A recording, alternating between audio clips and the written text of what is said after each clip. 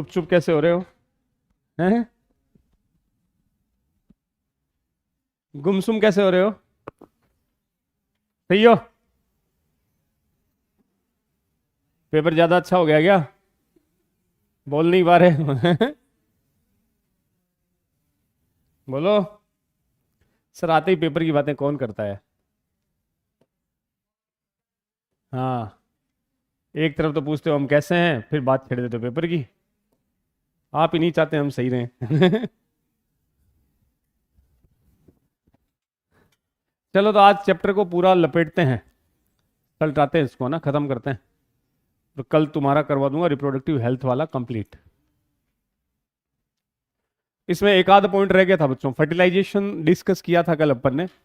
और फर्टिलाइजेशन में ही ZATION भी बोल सकते हो और SATION भी बोल सकते हो, दोनों सही है।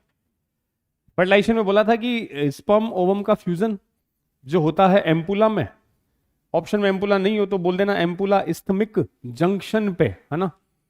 अब फर्टिलाइजेशन में एक टर्म ध्यान रखना, कैपेसिटेशन ऑफ स्पर्म। मैं दो छोटी छोटी बातें बता रहा हूं, फिर अगले पॉइंट पे चलते हैं अपन। कैपेसिटेशन ऑफ स्पर्म, तो एक वर्ड आता है बेटा G D capacitation of sperm. दो छोटे छोटे पॉइंट को समझियो। देखो जब तक स्पर्म बेटा जी मान लो ये है फीमेल का रिप्रोडक्टिव ट्रैक्ट, और इसको मान लेते हैं ये है फीमेल का रिप्रोडक्टिव ट्रैक्ट।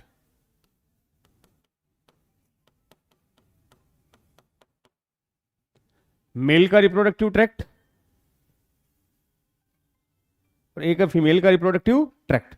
अब आप बताओ बेटा जी, जब स्पर्म मेल वाले रिप्रोडक्टिव ट्रैक्ट में होते हैं तब उनकी स्पीड के साथ क्या करना है? मेल के अंदर स्पर्म की मोटिलिटी को बढ़ाया जाएगा कि रोका जाएगा? रोका जाएगा, ताकि वो अपनी एनर्जी को खर्च ना करे। जैसे ही वो स्पर्म कहां है फीमेल की बॉडी में, उनकी मोटिलिटी को बढ़ा दिया जाएगा कि स्पीड बढ़ाओ ताकि तुम कहां पहुंच सको, फैलोपियन ट्यूब में। वो स्पीड को बढ़ाना होता है। अब ये जो मेल रिप्रोडक्टिव ट्रैक्ट था बच्चों, उसमें स्पर्म की कैपेसिटी को हमने कम कर दिया। भाई बोला ना कि भागा दौड़ी कम कर ले, कैपेसिटी को कम करने के लिए बोलते हैं डी कैपेसिटेशन। और जैसे ही वो किस में आया, फीमेल की बॉडी में, उसके पास कैपेसिटी आ गई ओवम को फर्टिलाइज करने की, क्योंकि हमने इसकी स्पीड को बढ़ा दिया ताकि वो कहां पहुंच सके, ओवम के पास, और उसे क्या कर सके, फर्टिलाइज करने की कैपेसिटी को गेन करना, वो क्या कहलाता है, capacitation. Sperm attain the capacity to fertilize ovum, और उस कैपेसिटी को रोकना डी कैपेसिटेशन। आपसे पूछेगा ये कैपेसिटेशन कहां होता है? फीमेल रिप्रोडक्टिव ट्रैक्ट में। और डी कैपेसिटेशन मेल में। मेल के अंदर हमने उसकी एनर्जी को कंजर्व करवाया, वहां उसको खर्च करवाया ताकि ओवम को क्या कर पाए, फर्टिलाइज। तो दो बातें ध्यान रखियो। कैपेसिटेशन पूछे तो बेटा जी बता देना इन फीमेल रिप्रोडक्टिव ट्रैक्ट, और ये इन मेल, और मेल में भी फंक्शनल मैच्योरेशन कहां हो रहा था, एपिडीडाइमिस में। दो बातें ध्यान रखियो कि कैपेसिटेशन पूछे तो और डी कैपेसिटेशन पूछे तो। कैपेसिटेशन नाम से समझना बच्चों, कैपेसिटी को गेन करना, किसे, फर्टिलाइज करने की, ओवम को, वो फीमेल की बॉडी में। और डी कैपेसिटेशन कहां होगा, मेल में, और मेल में भी कहां, एपिडीडाइमिस में। और जैसे ही वो ओवम के कांटेक्ट में आया, एक्रोसोम से क्या रिलीज होंगे, enzyme, hydrolytic enzyme, for example hyaluronidase. तो कहां से आई है,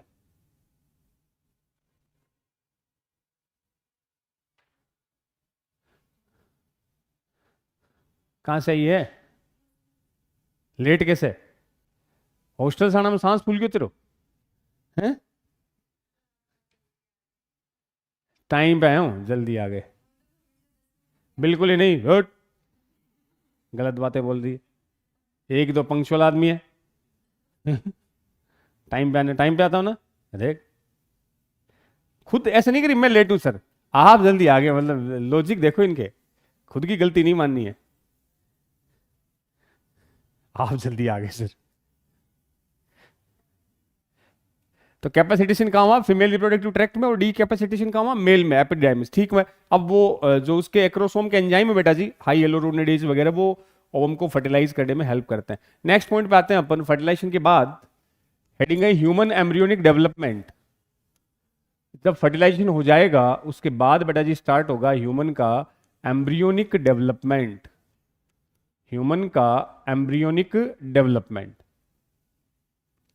अब डेवलपमेंट में क्या क्या करना वो देख लो, कि जैसे ये रहा स्पर्म।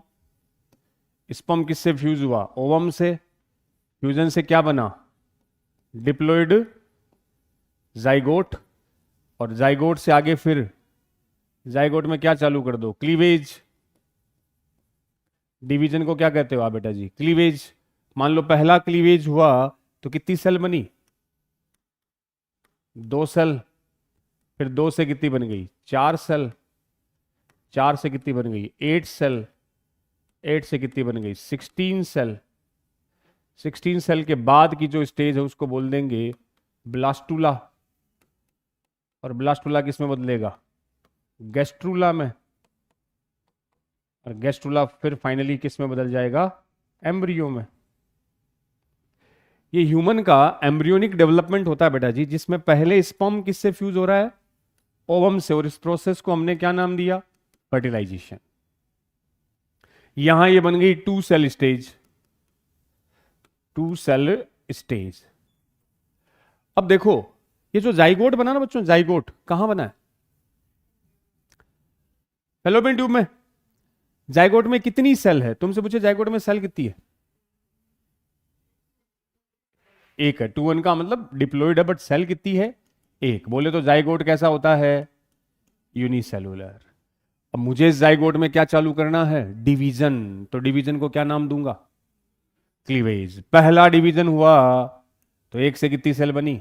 2। दूसरे डिवीजन से 4, फिर 8, फिर 16, ऐसे बढ़ते बढ़ते फिर वो ब्लास्टुला, गैस्ट्रुला और एम्ब्रियो। ये जो 8 और 16 सेल स्टेज है ना बेटा जी, इसको क्या कहते हैं? ये स्टेज कहलाएगी कौन सी? Morula stage. इसको अपन बोल देंगे मोरूला स्टेज, जिसमें आपको सेल कितनी दिखाई देगी? 8 और 16। जैसी 16 से सेल ज्यादा हो जाए, now it's termed as blastula. Blastula से बना गैस्ट्रुला और फाइनली क्या फॉर्म कर देगा? एम्ब्रियो। ये ह्यूमन एम्ब्रियोनिक डेवलपमेंट है, जिसमें थोड़ा थोड़ा अपन डिस्कस करेंगे बेटा जी। एक तो ब्लास्टुला का डायग्राम दिया आपकी एनसीईआरटी में, थोड़ा सा गैस्ट्रुला की बात भी कर लेंगे। ये लो, चाय के लिए कौन मना करता है यार? जीवन में एक ही तो नशा है। ऐसे नहीं पूछते चाय लोगे क्या सर, ऐसे पूछते चाय लीजिए। लेना ही है। रख दूं? रिस्क तो नहीं है। आज डिस्टेंस बढ़ गई क्या? पीछे, अरे आगे आना होता है, तुम पीछे जा रहे हो। मैं तुम्हें आगे ला रहा हूं, तुम पीछे जाने पे तुले हो। ये क्यों खाली छोड़ते होती?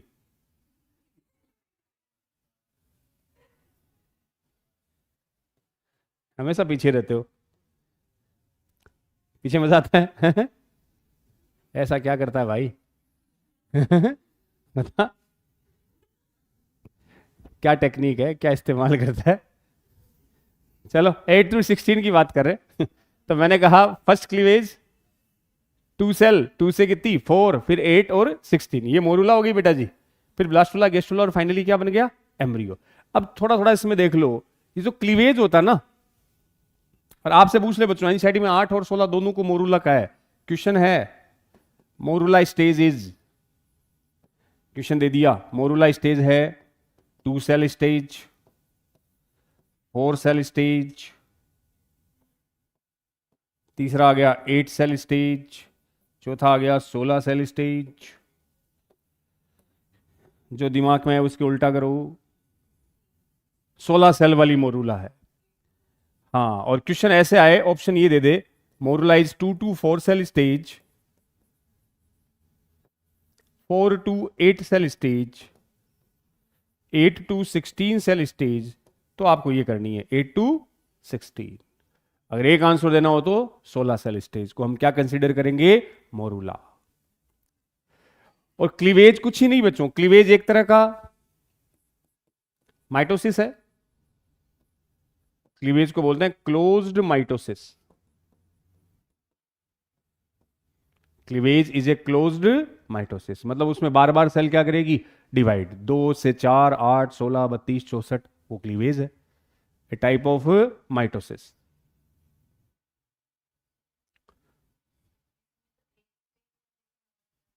सोलह को भी बोला ना, क्या थ्योरी पढ़, वो तो क्या होता है, थ्योरी भी तो सही है। 16 को ही बोलते हैं एक्चुअल। और वैसे आए तो 8 to 6, तभी तो मैंने दोनों बातें बताई है तुम्हें।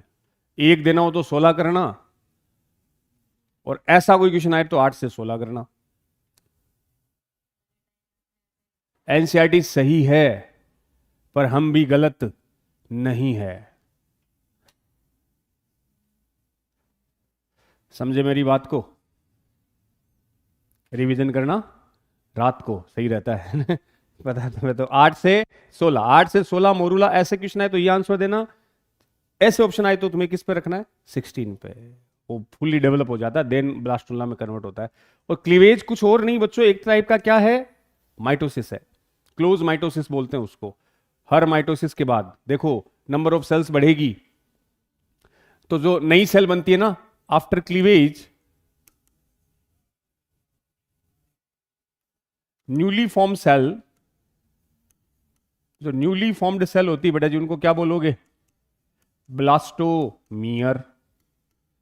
क्लीवेज के बाद जो सेल बनेगी वो क्या कहलाएगी, ब्लास्टोमियर। अब एक छोटा सा कंसेप्ट ध्यान रखना, ब्लास्टोमियर क्या होता है बच्चों, जैसे जब डिवीजन होता ना, जैसे अपने पास एप्पल है, सेव, उस एप्पल के मैंने 2 टुकड़े किए। अब मान लो एप्पल जाइगोट है, जाइगोट, मैंने उसके 2 पार्ट किए, डिवीजन हुआ, एक से कितने बन गए। अब वो जो 2 टुकड़े बने हैं ना, वो एक्चुअल में क्या है, ब्लास्टोमियर। फिर मैं उसको ऐसे कट करूं तो कितने टुकड़े बन गए मेरे पास, 4। हर बार नंबर ऑफ टुकड़े बढ़ रहे हैं, हर बार नंबर ऑफ ब्लास्टोमियर बढ़ रहा है, but size of blastomere same, increase और डिक्रीज। पहले पूरी एप्पल थी, मैंने उसको तोड़ा, 1 से 2 बने, क्या वो पहले जितने हैं। फिर मैंने 4 टुकड़े किए, क्या वो चारों टुकड़े सेम है, मतलब पहले थे उतने ही है क्या। अरे छोटे नहीं हो रहे क्या, ये पहले इतना बड़ा टुकड़ा था, मैंने 1 से 2 किए तो क्या पहले जितने था। फिर 2 से कितने हुए 4, 4 से कितने हुए 8। हर बार साइज क्या हो रही है, छोटी, नंबर क्या हो रही है, इंक्रीज। तो after each cleavage number of blastomere increase, but size of blastomere decrease. इनके सोचना पड़ रहे है, गेंद है, लड्डू है, कुछ भी है, उसको आपने बीच में से काटा 2, फिर 2 से 4, 4 से 8, तो हर बार साइज छोटी नहीं हो रही क्या। और उन टुकड़ों को मैं क्या नाम दे रहा हूं, ब्लास्टोमियर। तो आफ्टर ईच क्लीवेज, एनसीईआरटी नहीं देती बट ये ध्यान रखना आप, after each cleavage number of blastomere, उन सेल्स को बेटा जी क्या कहेंगे अपन, ब्लास्टोमियर। और साइज ऑफ ब्लास्टोमियर, नंबर पूछे तो बता दियो, इंक्रीज। और बेटा जी साइज कैसी होती रहेगी, डिक्रीज। और क्लीवेज कुछ और नहीं, ए टाइप ऑफ माइटोसिस है, ए टाइप ऑफ माइटोसिस है, कौन, क्लीवेज।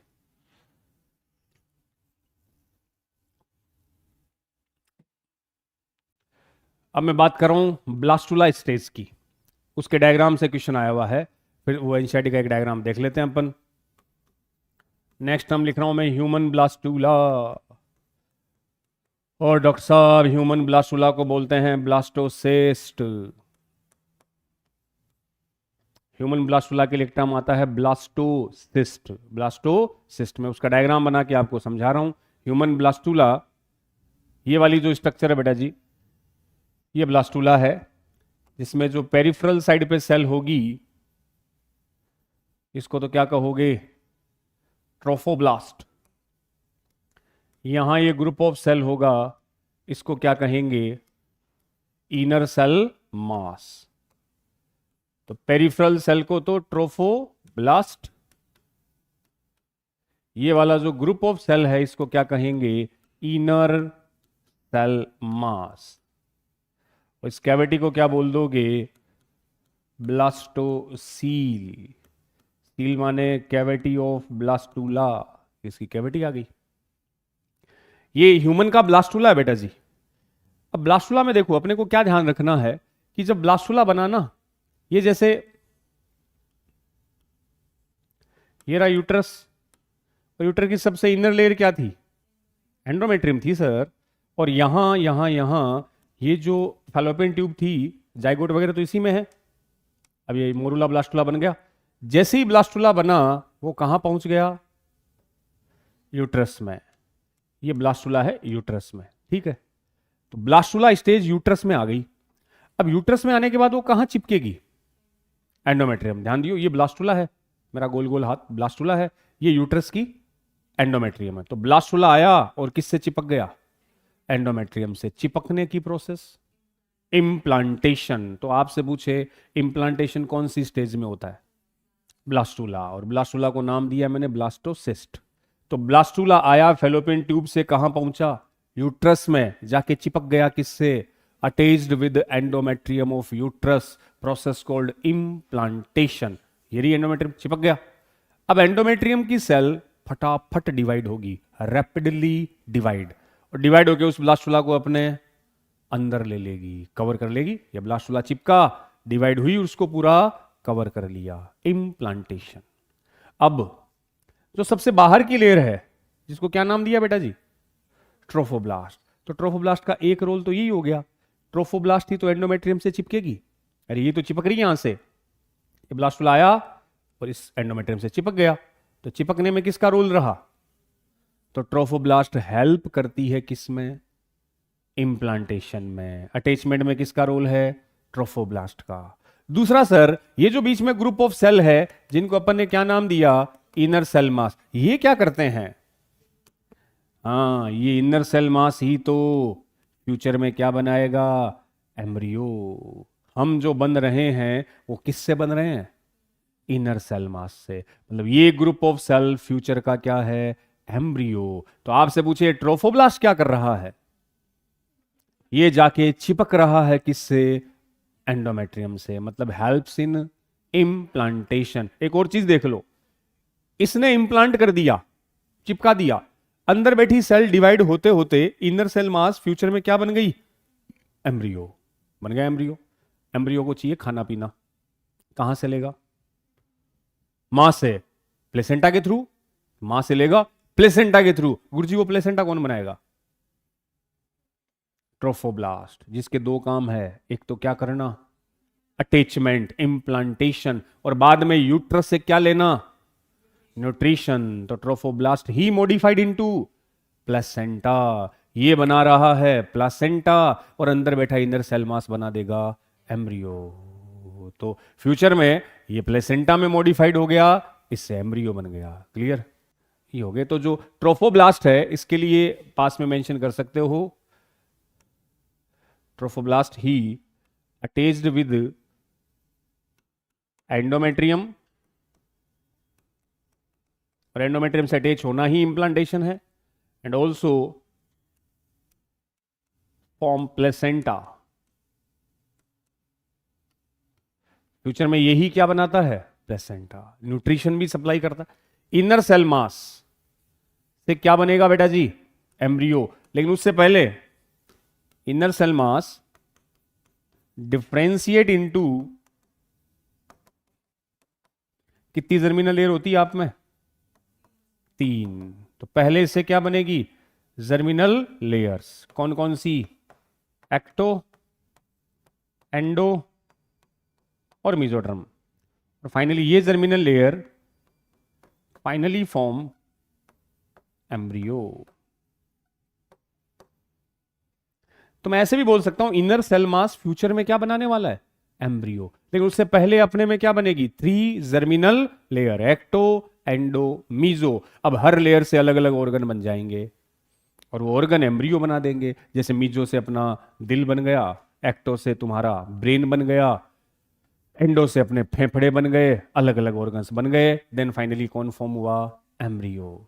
इसी इनर सेल मास में बेटा जी कुछ स्पेशल सेल भी होती है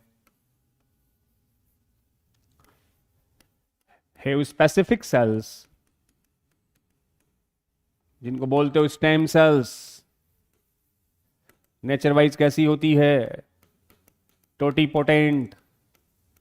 क्या होता है टोटीपोटेंट? अगर तुम इनर सेल मास की एक सेल निकाल लोगे वो किसी भी ऑर्गन्स या बॉडी को बना देगी। उस नेचर को क्या कहते हैं? टोटीपोटेंसी। तो इसी इनर सेल मास में आपको कौन सी सेल मिलेगी? Stem cells. वो नेचर वाइज कैसी है? टोटीपोटेंट। और कैविटी को मैं क्या कह दूंगा? ब्लास्टोसील। Cavity of blastula. तो चीजें देखो, फिर एनसीईआरटी पे आता हूं मैं कि मोरूला ने आगे बनाया ब्लास्टुला। और ब्लास्टुला में ये डायग्राम दिया हुआ है पीवाईक्यू में। ब्लास्टुला की जो पेरिफेरल सेल की कवरिंग है वो तो कौन है? ट्रोफोब्लास्ट। अब प्रैक्टिकली सोचो कि ट्रोफोब्लास्ट फेलोपियन ट्यूब से यूट्रस में आया और आके एंडोमेट्रियम से चिपक गया। चिपकने की प्रोसेस को हमने कहा इम्प्लांटेशन। एंडोमेट्रियम ने डिवाइड करके उस ब्लास्टुला को अपने अंदर ले लिया। देन जो इनर सेल मास की सेल्स थी वो धीरे धीरे differentiate into 3 germinal layer, ectoderm, endoderm, mesoderm. उन लेयर्स ने बनाए अलग अलग ऑर्गन। ऑर्गन से बना फिर embryo. Cavity termed as blastocoel. तो जब इनर सेल मास एम्ब्रियो बना रहा है तब ट्रोफोब्लास्ट प्लेसेंटा बना रहा है बस। और ये मां से क्या लेता रहेगा? न्यूट्रिशन। मां से न्यूट्रिशन लेगा और एम्ब्रियो को देगा। ये होती है। ठीक है। अब एनसीईआरटी का एक डायग्राम है बेटा जी, वो देखना तुम। उसमें कुछ बातें लिखी है एनसीईआरटी ने। यहां से है ये वो पैराग्राफ फर्टिलाइजेशन के बाद वाला जो कल छोड़ा था अपन ने।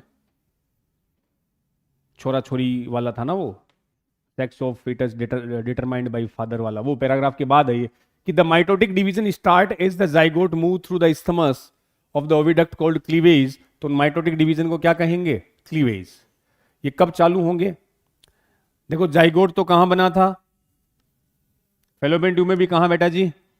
एम्पुला। यहां बन गया था जाइगोट। अब जाइगोट चलेगा इधर, यूट्रस ही तो है। और ये वाला पार्ट क्या था? तो जब जाइगोट इस्थमस से निकल रहा है उसमें क्या चालू हो गए? डिवीजन। और वो डिवाइड होते होते अब ब्लास्टुला बनते ही कहां पहुंच जाएगा? यूट्रस में। तो एंड फॉर्म्स 2, 4, 8, 16 डॉटर सेल्स। और उन सेल को क्या कहेंगे? Blastomere. The embryo with 8 to 16 blastomere. ध्यान दे, 8 to 16 ब्लास्टोमियर, उसको आप क्या कहोगे? मोरूला। 8 भी है 16 भी है, 16 वाला ज्यादा सही है। The morula continue to divide and transform into blastocyst as it move further into the uterus. अब ब्लास्टोसिस्ट कहां आ गया? यूट्रस में आ गया, चिपकेगा अब। The blastomere in the blastocyst are arrange into an outer layer, जिसको क्या कहा? ट्रोफोब्लास्ट। और इनर ग्रुप ऑफ सेल्स को अपन क्या कह देंगे? Inner cell mass. Inner cell mass ही फ्यूचर का क्या है? एम्ब्रियो। ये तो एम्ब्रियो है। The trophoblast layer then gets attached to the endometrium and the inner cell mass get differentiated as the embryo. After attachment, the uterine cells divide rapidly and cover the blastocyst. Attachment के बाद uterine endometrium divide होगा rapidly और blastocyst को अपने अंदर cover कर लेगा। Implantation आ रहा है। As a result, the blastocyst become embedded in the endometrium of the uterus. This is called implantation and leads to pregnancy. Implantation के बाद क्या स्टार्ट हो गई? प्रेगनेंसी। एक छोटी सी बात ऐड करियो बच्चों आप, इंप्लांटेशन होता है after 7th day of fertilisation. ये जरूर वहां पास में लिख लियो कि इंप्लांटेशन कब होगा? फर्टिलाइजेशन के 7वें दिन। आज फर्टिलाइजेशन हुआ है तो 7वें दिन कौन सी प्रोसेस होगी? इंप्लांटेशन। 7वें दिन वो ब्लास्टुला जाके कहां चिपकेगा? एंडोमेट्रियम से। और एंडोमेट्रियम जो यूट्रस की सेल है उसको कंप्लीटली क्या कर लेगी? कवर कर लेगी। 7th day of fertilisation. ये एक डायग्राम देखो दिया हुआ है इसमें। यहां दिखाया बच्चों, ये तो देखो एग है, ओवम है, ह्यूमन एग। अब एग में कौन एंटर कर रहे हैं? स्पर्म, मतलब फर्टिलाइजेशन दिख रहा है। ये फर्टिलाइजेशन के बाद ये कितनी सेल आ गई? 2 सेल स्टेज हुई। 2 से बेटा जी कितनी आ गई? 4 से फिर कितनी आ गई? के लिए एनसीईआरटी ने लिख दिया मोरूला। 8 के बाद ये कितनी सेल है, ये भी मोरूला है, 16 सेल स्टेज। ये डायग्राम देख के समझ पा रहे हो, ब्लास्टूला, ब्लास्टूला की आउटर लेयर कौन है, ट्रोफोब्लास्ट। ये ग्रुप ऑफ सेल क्या है, इनर सेल मास, और ये कैविटी क्या है, ब्लास्टोसील।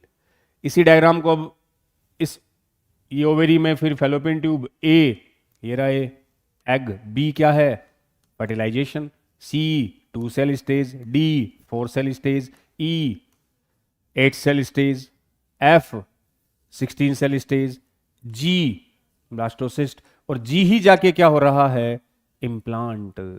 तो एच में दिखा रखा है ब्लास्टोसिस्ट का इम्प्लांटेशन। वो एच किससे हो गया, वॉल ऑफ यूट्रस से, यूट्रस की वॉल से अटैच हो रहा है। चलो फिर नेक्स्ट आते हैं।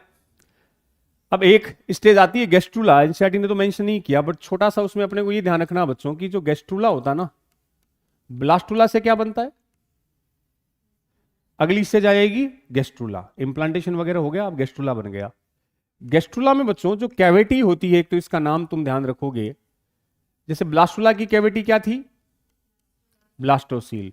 गेस्ट्रुला की कैविटी को एक नाम देते हैं आर्केंट्रोन। आर्केंट्रोन बहुत पहले पुराने क्वेश्चन थे कुछ इस चैप्टर में, आउट ऑफ एनसीईआरटी क्वेश्चन बन जाते हैं। तो कैविटी को नाम क्या दिया, आर्केंट्रोन। और ये आर्केंट्रोन फ्यूचर में क्या बनाती है, बस ये काम की चीज है, इट्स फ्यूचर्स एलिमेंट्री कैनाल। ये फ्यूचर की क्या है, एलिमेंट्री कैनाल। हमारी जो एलिमेंट्री कैनाल है ना, वो किससे बनी है, आर्केंट्रोन से। अरे हम बन रहे हैं ब्लास्टुला, ब्लास्टुला से फिर कौन बना, गेस्ट्रुला। गेस्ट्रुला में खाली जगह आई बीच में, वो कैविटी ही क्या है, आर्केंट्रोन, जो फ्यूचर का क्या है, एलिमेंट्री कैनाल। और यही गेस्ट्रुला आगे क्या बना देगा, ये रहा, यही गेस्ट्रुला आगे किस में कन्वर्ट हो रहा है, तो गेस्ट्रुला की कैविटी है आर्केंट्रोन, जो इस एम्ब्रियो की क्या बना रही है, एलिमेंट्री कैनाल। तो गेस्ट्रुला की कैविटी को बच्चों बोला आर्केंट्रोन, जो फ्यूचर में क्या बना देगी, एलिमेंट्री कैनाल। और गेस्ट्रुला स्टेज में ही, इसी में फॉर्मेशन ऑफ 3 जर्मिनल लेयर, यही वो स्टेज है जब क्या बन जाएंगे, 3 जर्मिनल लेयर्स।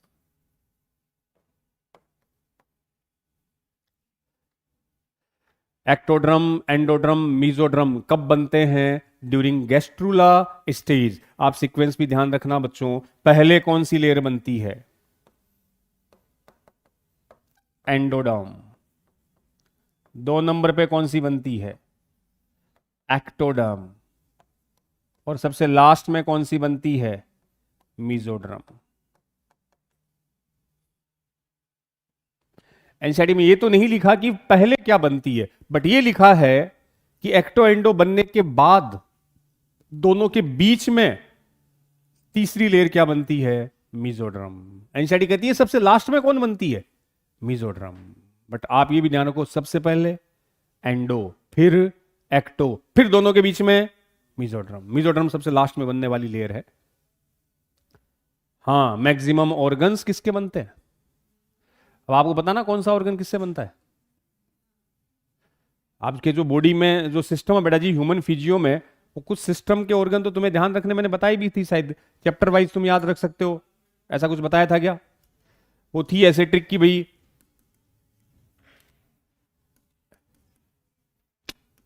एंडो सबसे पहले, बीच में है मीजो, और सबसे लास्ट में एक्टो। ज्यादा कुछ याद नहीं रखना, जो जो सिलेबस में पॉइंट है ना बच्चों वो याद रख लो। जैसे ह्यूमन फिजियो का चैप्टर नंबर 16 कौन सा था, डाइजेस्टिव। हालांकि वो सिलेबस में नहीं है, लेकिन ध्यान रखो डाइजेस्टिव सिस्टम में कौन आती है, एलिमेंट्री कैनाल। डाइजेशन के बाद आया था रेस्पिरेटरी सिस्टम, ब्रीदिंग, और रेस्पिरेटरी ऑर्गन कौन होते हैं, लंग्स। तो एलिमेंट्री कैनाल और फेफड़े किसको दे दो, एंडोड्रम को। अगले 3 चैप्टर, ब्रीदिंग के बाद कौन आता है, बॉडी फ्लूइड।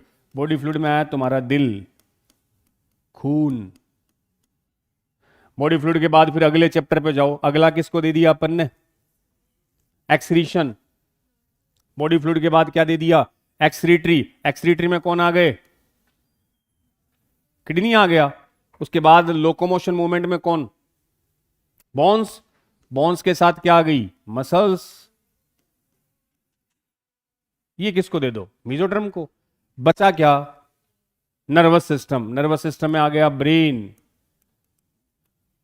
न्यूरॉन्स, ये सब किसको दे दो? एक्टोड्रम को।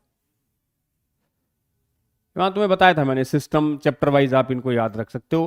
पहले 2 चैप्टर एंडो को, अगले 3 चैप्टर मीजो को, और लास्ट का जो नर्वस सिस्टम है वो एक्टो को। तो अपने से पूछे मैक्सिमम ऑर्गन बेटा जी किससे बनते हैं? मेसोडर्म से। चैप्टर वाइज याद रखना, इजीली याद रह जाएगा। कौन एक्टो से, कौन एंडो से, कौन मीजो से, कौन एक्टो से, कौन एंडो से, कौन मीजो से।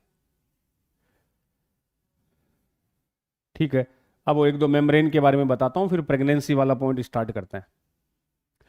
आपने एक नाम सुना बच्चों, extra embryonic membrane? Amnion, chorion, ऐसा कुछ सुना है? क्या होती है? एक वर्ड आता है EEM, extra embryonic membrane. Extra embryonic membrane, जिसमें नाम आते हैं एमनियोन,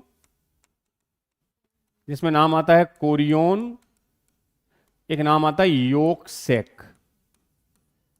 3 मेम्ब्रेन के नाम मैंने बोर्ड पे लिखे, एमनियोन, कोरियोन, योक सेक। क्या है ये? नाम से सुनना आप, एक्स्ट्रा एम्ब्रियोनिक मेम्ब्रेन, ऐसी मेम्ब्रेन जो एम्ब्रियो का फॉर्मेशन नहीं करती। क्या लिखा है आपको? जो एम्ब्रियो बनाने के अलावा कुछ करती है, बोले तो एक्स्ट्रा एम्ब्रियोनिक मेम्ब्रेन, मतलब ये एम्ब्रियो का फॉर्मेशन नहीं करेगी, अदर देन एम्ब्रियो, एम्ब्रियो बनाने के अलावा कुछ और करती है। क्या करती है? तो 3 मेम्ब्रेन है। पहली वाली इंपॉर्टेंट वैसे भी है, अगले चैप्टर में एक टर्म आता है एमनियोसेंटेंसिस, और मैं यही बता देता हूं, एमनियो, उससे जुड़ी हुई मेम्ब्रेन कौन सी है? एमनियोन। एक आया कोरियोन, एक आई योक सेक। अब सुनो, देखो क्या है ये मेम्ब्रेन। थोड़ा पीछे से आ रहा हूं, ये मान लो ब्लास्टुला है बेटा जी, ब्लास्टोसिस्ट। ये बाहर वाली लेयर क्या थी? ट्रोफोब्लास्ट। और ये ग्रुप ऑफ सेल्स क्या है?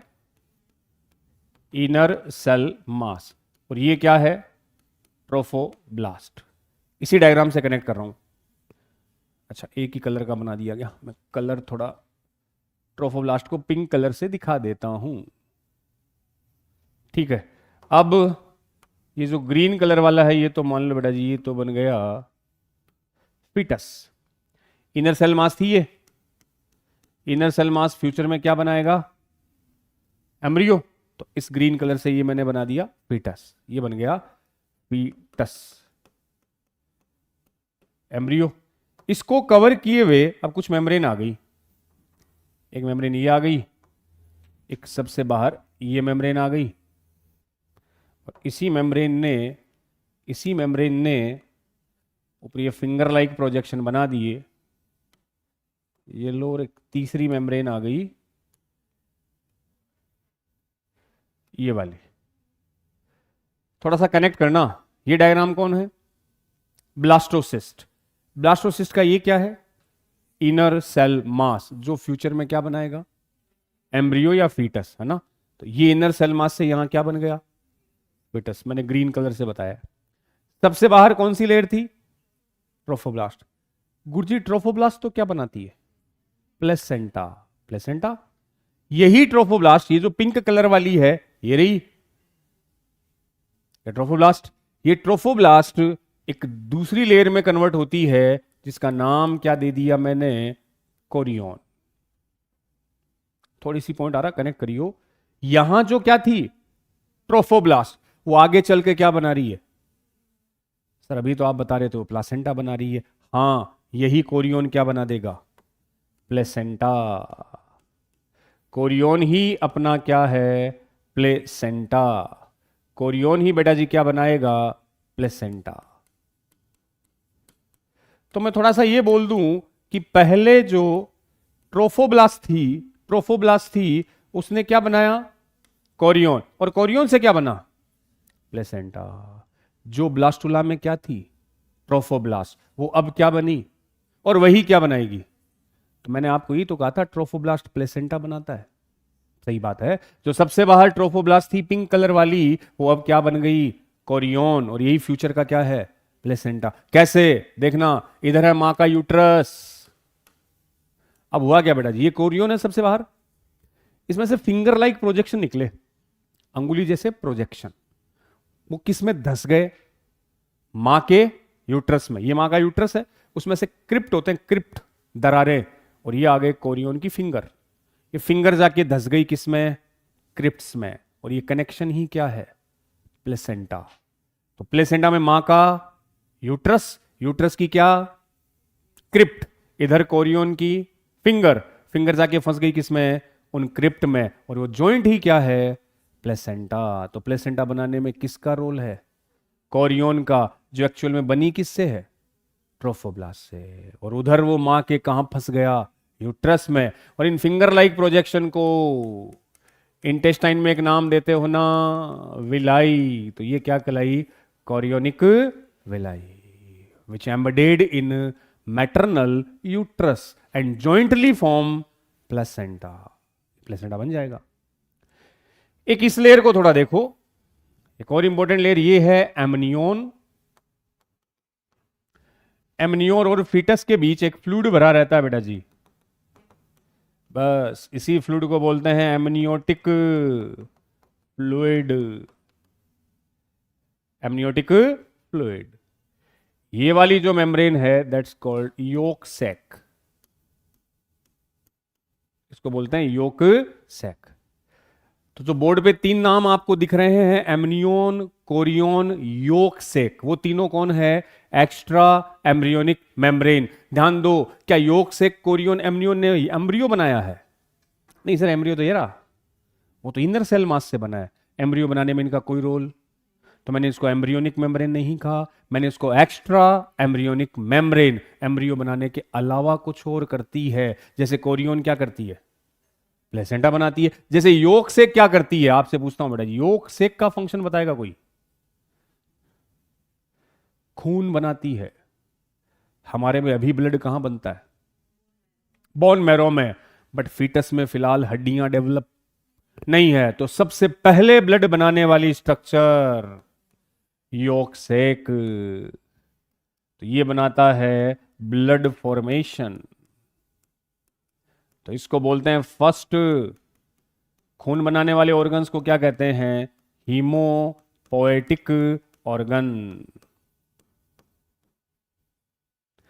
तो आपसे पूछेगा पहला haemopoietic organ of body, yolk sac. सबसे पहले ब्लड हमारा कहां बनता है? योक सैक में। फिलहाल ब्लड कहां बनता है? रेड बोन मैरो में। बोन मैरो मत बोलो, पूरा बोलो, रेड बोन मैरो। तो जहां ब्लड बनता है उन ऑर्गन्स को हम क्या कहेंगे? Haemopoietic organ. खून बनाने वाले ऑर्गन्स का नाम है हीमोपोएटिक ऑर्गन।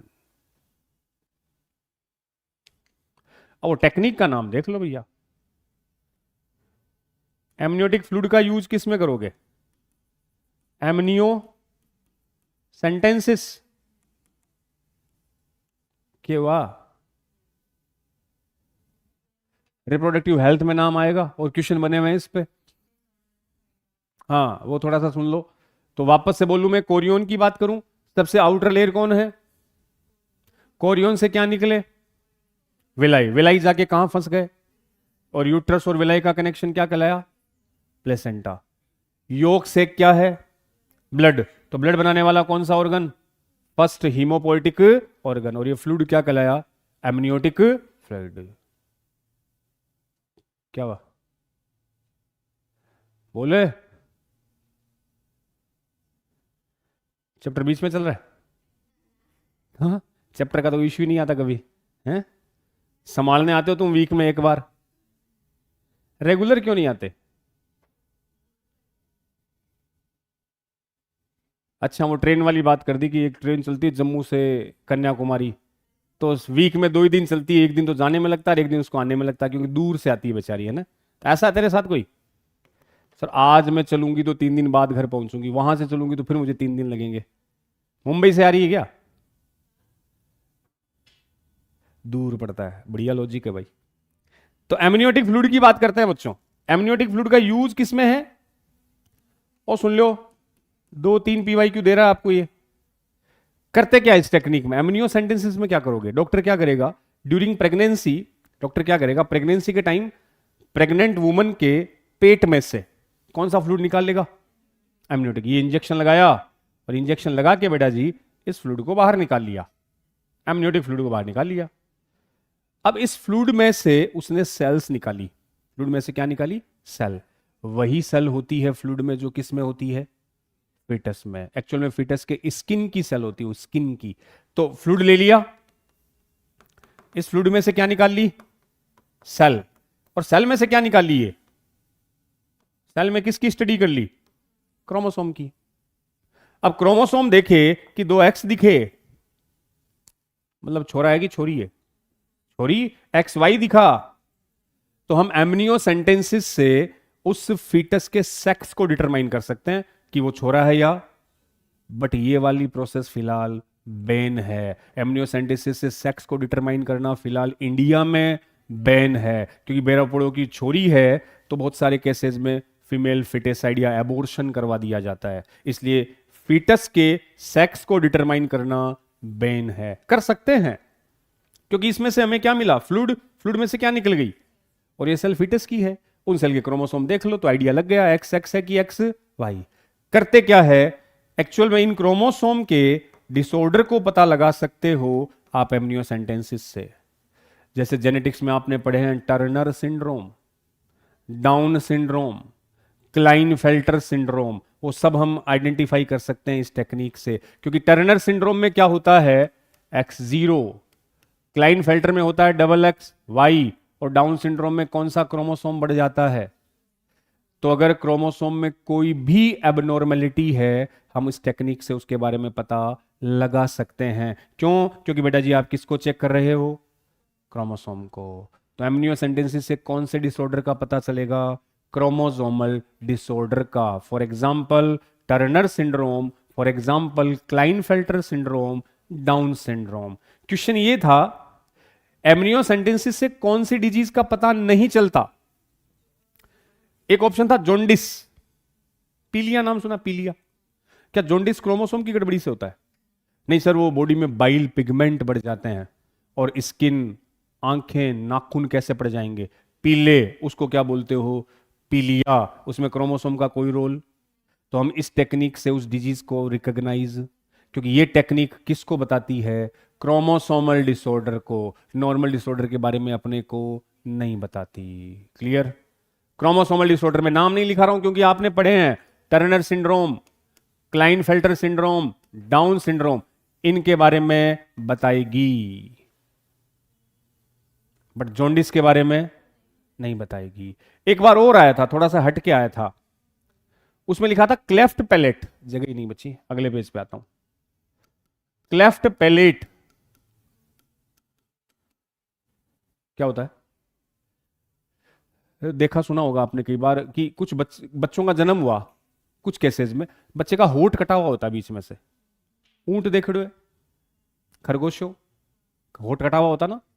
कुछ बच्चे ऐसे हुए जिनका होठ कटा हुआ था, या तालू, पैलेट समझते हो क्या आप, ऊपर वाला पार्ट, ये बीच में से कटा हुआ है, होठ कटा हुआ आ गया। ऐसा बच्चा जन्म लिया जिसके होठ बीच में से कटे हुए हैं, उसको बोलते हैं क्लेफ्ट पैलेट या क्लेफ्ट लिप्स। इसके बारे में भी एमनियो सेंटेंसिस नहीं बताता क्योंकि ये जेनेटिक डिसऑर्डर या क्रोमोसोमल डिसऑर्डर नहीं है। एमनियो सेंटेंसिस आपको बताएगा किन डिजीज के बारे में, क्रोमोसोमल, क्योंकि एमनियो सेंटेंसिस में आप क्या चेक कर रहे हो, क्रोमोसोम। तो क्रोमोसोमल डिसऑर्डर के बारे में बताता है, वो जॉन्डिस और क्लेफ्ट पैलेट के बारे में अपने को नहीं बताता क्योंकि ये डिजीज क्रोमोसोमल एबनॉर्मेलिटी से नहीं हो रही। टर्नर सिंड्रोम के बारे में बताता है, बिल्कुल। डाउन सिंड्रोम के बारे में बताता है, यस। क्लाइनफेल्टर, हाँ, क्योंकि सब क्रोमोसोम की गड़बड़ी से हो रहा है। ठीक है, ये टेक्निक अगले पेज में, अगले चैप्टर में दी हुई है, बट इंपॉर्टेंट है, यहीं अपने डिस्कस कर ली। तो 3 मेम्ब्रेन के नाम आए बेटा जी, योक सेक, कोरियोन और एमनियोन। तीनों कौन सी मेम्ब्रेन है, एक्स्ट्रा एम्ब्रियोनिक मेम्ब्रेन। क्या ये एम्ब्रियो बनाती है, नहीं सर, कुछ और ही करती है। इसको देख के बताओ, वो कौन सी मेम्ब्रेन है जो फीटस को सूखने से बचाती है, प्रोटेक्ट फीटस फ्रॉम डेजिकेशन, एमनियन, क्योंकि एमनियन में कौन भरा है, एमनियोटिक फ्लूइड फीटस को मॉइस्चर प्रोवाइड करता है और उसको ड्राइनेस से बचाता है, डिहाइड्रेशन से बचाता है। क्लियर? वो कौन सी मेम्ब्रेन है जो खून बनाती है, योक सेक। वो कौन है जो प्लेसेंटा बनाती है, कोरियन। अब ये मेम्ब्रेन भी कोई ना कोई लेयर से बनती है। तो जैसे ये तीन जो नाम लिखे थे पीछे आपने, एमनियन, कोरियन, योक सेक, तो याद रखना चाहो तो रख लियो। इन तीनों में एक तो मीजोड्रम होती है प्लस एक्टोड्रम से बनती है, ये मीजोड्रम प्लस एंडोड्रम से बनती है। मतलब इनका भी ओरिजिन इन लेयर से होता है, लिखना चाहो तो लिख लो, बाकी जरूरी नहीं है। एमनियन बनती है मीजोड्रम प्लस एक्टोड्रम से, कोरियन बनती है मीजोड्रम प्लस एक्टोड्रम से, ट्रोफो एक्टोड्रम भी बोल देते हैं इसको, ट्रोफोब्लास्ट है ना वो यही है। और योक सेक बनता है मीजोड्रम प्लस एंडोड्रम से। बाकी इंपॉर्टेंट है इनके फंक्शन, ये करते क्या है। ठीक है, तो अपन ने डिस्कस किया बेटा जी एक्स्ट्रा एम्ब्रियोनिक मेम्ब्रेन के बारे में। इसमें बस एक मेम्ब्रेन का नाम दिया इस डायग्राम में, ये कौन सी दी है, योक सेक। तो आप डायग्राम में मेंशन कर सकते हो योक सेक क्या है, एक्स्ट्रा एम्ब्रियोनिक मेम्ब्रेन जो क्या बनाती है, ब्लड। इसका रोल है क्या करना, ब्लड फॉर्मेशन। और खून बनने की प्रोसेस को बोलते हैं हीमोपोएसिस। खून बनाने वाला ऑर्गन क्या कहलाता है, हीमोपोएटिक ऑर्गन। ये पहला हीमोपोएटिक ऑर्गन है। फिलहाल ये काम किसके पास है, red bone marrow, red bone marrow. अब थोड़ा सा प्रेगनेंसी के बारे में, प्लेसेंटेशन के बारे में डिस्कस करता हूं बेटा जी, फिर वापस से अपन इस डायग्राम पे आते हैं। हेडिंग अपनी नेक्स्ट प्लेसेंटेशन, बस एंडिंग में आ गए अपन। प्लेसेंटेशन, प्लेसेंटेशन में क्या करना है, फॉर्मेशन ऑफ प्लेसेंटा। नाम से देखो किसका बनना, प्लेसेंटा का बनना। वो प्रोसेस क्या कहलाएगी, प्लेसेंटेशन। अब इंपॉर्टेंट है कि जो प्लेसेंटा है ये connection between foetus and mother और मां का क्या यूज हो रहा है बच्चों, यूट्रस।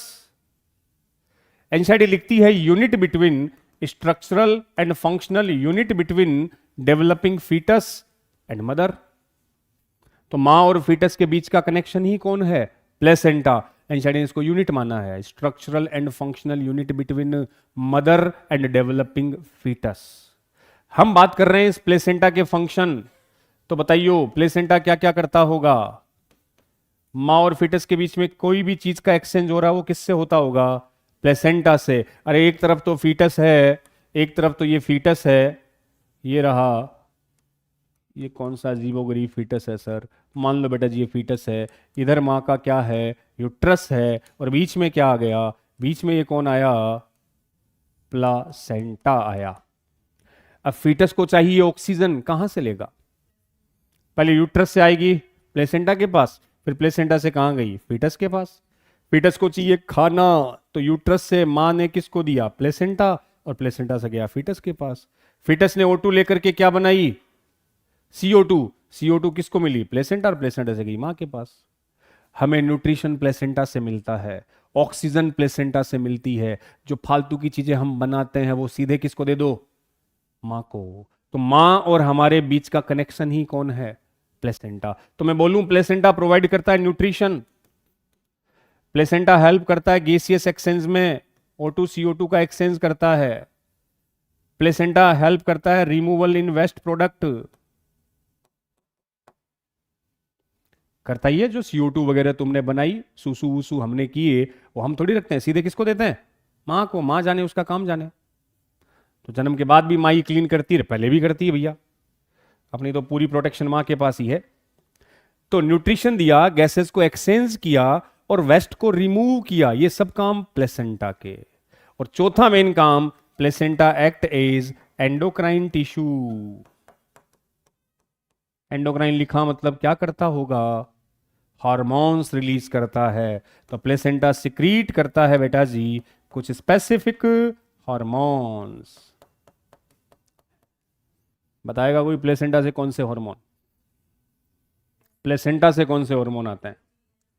हाँ, तो 2-4 हार्मोन के नाम लिख लो। न्यूट्रिशन दे रहा है, लिखे हैं वैसे तो एनसीईआरटी में। गैसेस को एक्सचेंज कर रहा है, वेस्ट को रिमूव कर रहा है, और act as endocrine tissue. Endocrine tissue का मतलब क्या रिलीज करेगा, हार्मोन। तो प्लेसेंटा से कौन कौन से हार्मोन आते हैं बच्चों?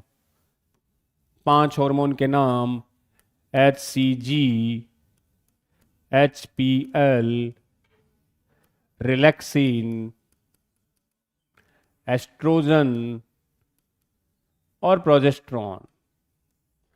एस्ट्रोजन और प्रोजेस्टेरॉन, ये प्लेसेंटा से आने वाले क्या है, hormone. HCG, HPL, relaxin, oestrogen and progesterone. HCG को पूरा नाम, M सबसे मेन वही है, human chorionic gonadotropin. Human chorionic gonadotropin. HPL का नाम human placental lactogen. Human placental lactogen. HCG important है बच्चों, और इसका रोल देखो। ये वो हार्मोन है जो कहां से आ रहे हैं, प्लेसेंटा से। HCG का function, human chorionic gonadotropin, function बोलो। अरे भैया एक चीज ये सुनो, ये 5 हार्मोन मैंने बोर्ड पे लिखे हैं तुम्हारे, है ना। इसमें से बच्चों ये जो कौन से, ये जो 3 है, ये HCG, HPL, रिलैक्सिन, लिखा हुआ भी है, PYQ भी है। ये 3 केवल कब आते हैं, ओनली ड्यूरिंग प्रेगनेंसी। ये 3 हार्मोन केवल कब रिलीज होंगे, प्रेगनेंसी में। अगर फीमेल की बॉडी में इन 3 में से कोई हार्मोन घूम रहा है, वो इस बात की श्योरिटी है कि क्या चल रही होगी, प्रेगनेंसी। गुरुजी एस्ट्रोजन, अरे तो मेंस्ट्रुअल साइकिल में भी था, प्रोजेस्टेरोन भी था कार्पस ल्यूटियम से, तो इनका होना प्रेगनेंसी का इंडिकेशन। बट ये 3 केवल कहां से कब आएंगे, प्रेगनेंसी में। और तीनों कहां से आ रहे हैं, प्लेसेंटा से। और प्लेसेंटा बनता ही कब है, प्रेगनेंसी में। तो इन 3 का मिलना किसका इंडिकेशन है रे बच्चों, प्रेगनेंसी का।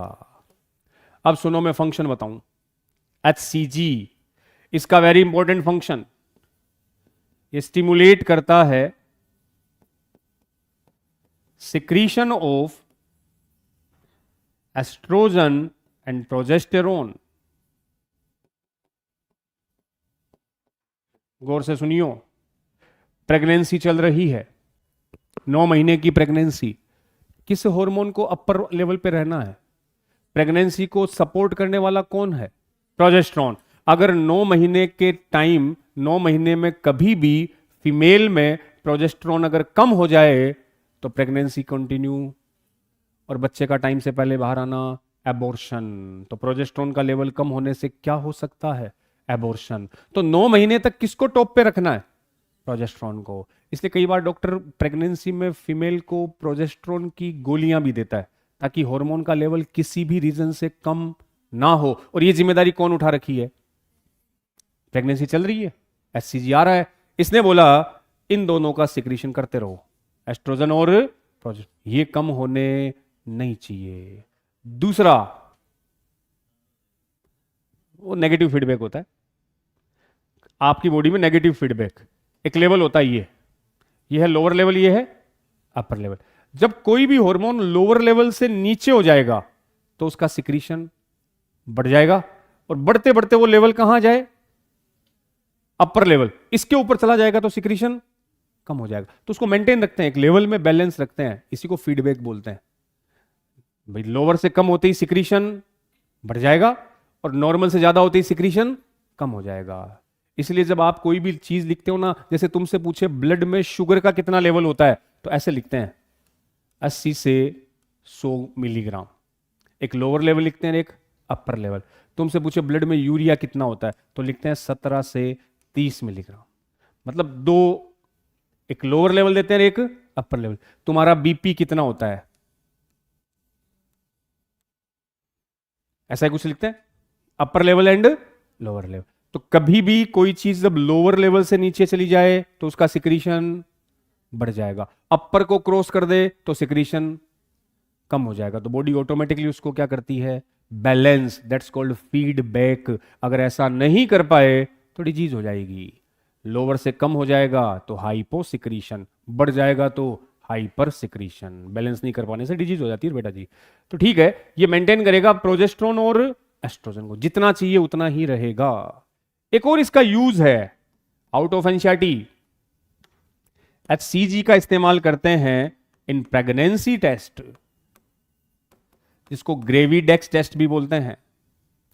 स्ट्रिप टेस्ट सुना होगा, वो प्रेगनेंसी है या नहीं उसके लिए, वो प्रेग्नेंट वुमेन सस्पेक्टेड चेक करने के लिए अर्ली मॉर्निंग में यूरिन की कुछ ड्रॉप्स लेते हैं, एक छोटी सी स्ट्रिप आती है, उस पर यूरिन की ड्रॉप्स डालते हैं और फिर उस पर ऐसे लाइंस आती है कुछ सेकंड के बाद।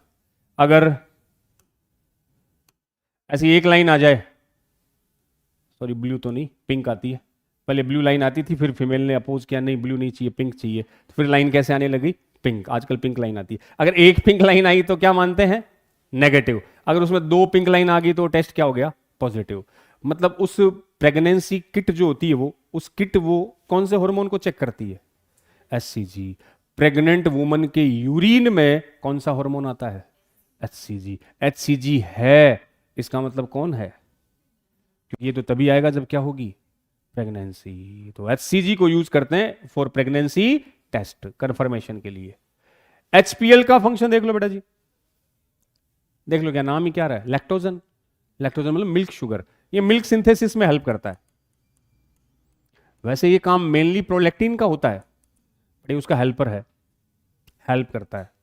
रिलैक्सिन की बात करूं, लैक्टोजन से याद रख लियो मिल्क।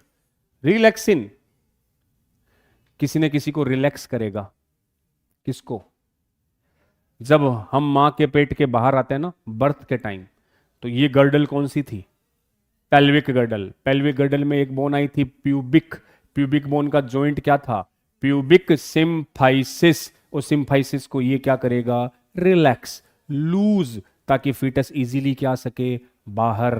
तो ये हार्मोन प्रेगनेंसी में भी कब आएगा, स्टार्ट में, मिड में, लास्ट में। ये प्रेगनेंसी के लास्ट में आएगा और प्यूबिक सिम्फाइसिस को रिलैक्स करेगा ताकि बर्थ इजीली हो सके। तो नाम ही रिलैक्सिन है, तो इसका फंक्शन है बेटा जी क्या करना, रिलैक्स किसको, प्यूबिक सिम्फाइसिस को at the time of birth. अभी जब आप एनसीईआरटी पढ़ रहे हो या अभी अपन पढ़ेंगे तो यहां छोटी सी बात दी, रिलैक्सिन एनसीईआरटी लिखती है ओवेरी से आता है। रिलैक्सिन के लिए एनसीईआरटी लिखती है ओवेरी से आता है। फिर वही लाइन बोल रहा हूं, एनसीईआरटी सही है लेकिन हम भी गलत नहीं है। रिलैक्सिन दो जगह से आता है, ओवेरी से भी आता है और प्लेसेंटा से भी आता है। गुरुजी दोनों आ जाए तो बोथ करना, अलग अलग आ जाए तो ओवेरी ही करना, क्योंकि हमें किसको फॉलो करना है, एनसीईआरटी। माई बाप, एनसीईआरटी ने लिख दिया वो लिख दिया, उसको कोई चैलेंज नहीं करना। तो प्यूबिक सिम्फाइसिस को क्या कर रहा है, रिलैक्स। मैं लिखा भी देता हूं, relaxin, source of relaxin. Relaxin के दो सोर्स है, ओवेरी और प्लासेंटा। ओवेरी में भी कहां से आता है, अरे ओवेरी में एक ग्लैंड बनती है ना वो टेम्पररी, कार्पस ल्यूटियम। कहां बनती है, ओवेरी, एज पर एनसीईआरटी।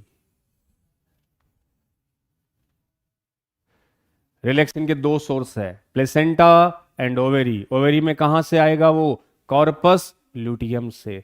और प्लेसेंटा कहां बनता है, ये तो गुरुजी यूट्रस में बनता है।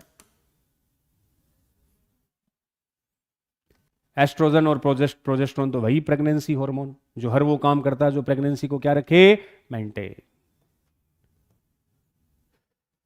ठीक है, उसी पैराग्राफ में कुछ और हार्मोन्स भी दिए हैं कि प्रेगनेंसी के टाइम कुछ और हार्मोन्स का लेवल फीमेल में बढ़ जाता है, जैसे थायरोक्सिन, कोर्टिसोल, प्रोलैक्टिन, प्रोजेस्टेरोन तो बता ही दिया, वो तो आ ही गए। ड्यूरिंग प्रेगनेंसी मां के ब्लड में इन हॉर्मोन्स का लेवल भी स्टडी करती है सेवेरल फोल्ड टाइम, मतलब कई गुना बढ़ जाता है, जो अलग अलग एक्टिविटी को मेंटेन करते हैं। गुरुजी ये T4 क्या लिख दिया? अरे थायरोक्सिन, जो मेटाबॉलिक एक्टिविटी को कंट्रोल करेगा, मेटाबॉलिज्म को बढ़ाएगा, एनर्जी बढ़ाएगा। क्योंकि प्रेगनेंसी के टाइम मां अपने लिए और पेट में पल रहे बच्चे के लिए एनर्जी रिक्वायरमेंट ज्यादा होता है, तो थायरोक्सिन मेटाबॉलिक एक्टिविटी को बढ़ा देगा। BMR बताई थी मैंने, basic metabolic rate.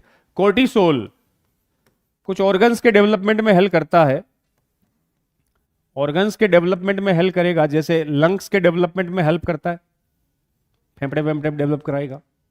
Prolactin milk synthesis, milk synthesis में मेन रोल किसका है? प्रोलैक्टिन का। बस, तो ये पैराग्राफ में यही है। इन हार्मोन्स के नाम दिए हैं, तुम देख लेना कौन सा हार्मोन कहां से आए। रिलैक्सिन को जरूर देख लियो, वो कार्पस ल्यूटियम से भी आता है और प्लेसेंटा से भी।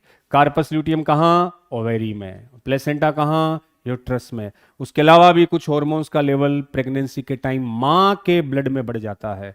थायरोक्सिन जो मेटाबॉलिक एक्टिविटी से रिलेटेड है, cortisol organs development for lungs की एक्टिविटी, और PRL बोले तो प्रोलैक्टिन जो मिल्क को सिंथेसाइज करता है।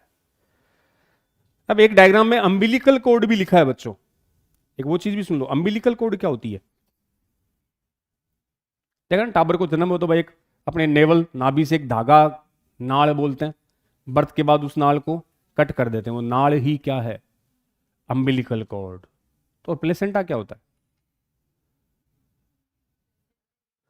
घर धीणो हो कभी गा भैंसा रखोगे, गा भैंस ब्यावे जब जेर पड़ा करे ना, जेर भाई बादशाह आयो और भैंस पाडो लाई, फिर बाद एक जेर पड़ा बाद थैली सी, एक्चुअल में वो जेर ही कौन है? प्लेसेंटा। वो जेर प्लेसेंटा है। जब बादशाह हो जावे है तो उसके बाद एक थैली सी गिरती है, अगर वो प्लेसेंटा अपने आप बाहर नहीं आए तो गाय को कुछ दवाइयां और खिलाई जाती है ताकि वो जेर को गिरा दे, क्योंकि अब उसका कोई काम, और वो जेर ही कौन है? प्लेसेंटा। और वो जो धागा अपनी नेवल से कनेक्ट होता है वो है अम्बिलिकल कॉर्ड। दोनों का फर्क देखना बेटा जी, कि जैसे ये रहे, ये रहा कोई फीटस है, ये है कोई फीटस,